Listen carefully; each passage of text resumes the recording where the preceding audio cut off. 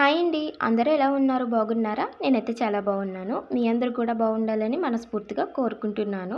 నిన్న AP intermediate first year ఇంకా second year results అయితే రిలీజ్ చేశారు కదండీ! నిన్న 10:30కి అయితే రిజల్ట్స్ వచ్చాయి. నేను పాస్ అయ్యానా? ఫెయిల్ అయ్యానా? అనేది ఈ వీడియోలో మీకైతే చెప్తాను. ఏ సబ్జెక్ట్ ఆగకుండా అన్నీ కూడా నేనైతే పాస్ అయిపోయాను. నా టోటల్ 310 వచ్చిందండి. నేనిక్కడ మీకు స్క్రీన్ మీద ఇస్తున్నాను చూడండి. నేను రిజల్ట్స్ చూసుకున్న వెంటనే నాకైతే ఫస్ట్ మా బాబాయ్ ఫోన్ చేశారండి.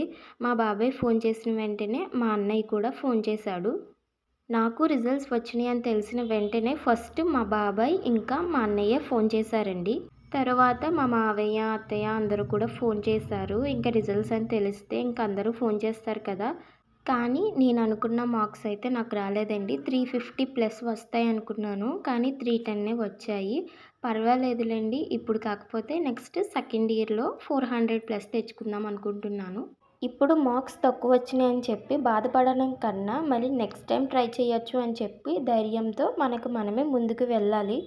చాలామంది అనుకున్న మార్క్స్ రాలేదని చెప్పి బాధపడుతూ ఉంటారు. అలా కాకుండా నెక్స్ట్ ఇయర్ ట్రై చేయండి. నిన్న నేను కూడా అంతే చాలా డల్ అయిపోయాను. అనుకున్న మార్క్స్ రాలేదని చెప్పి. కానీ మా అమ్మ, నాన్న, మావయ్య అందరూ కూడా మళ్ళీ నెక్స్ట్ టైం సెకండ్ ఇయర్‌లో ట్రై చేద్ది గానీ ఇప్పుడేం బాధపడకు అని అయితే నాకు అందరూ చెప్పారు.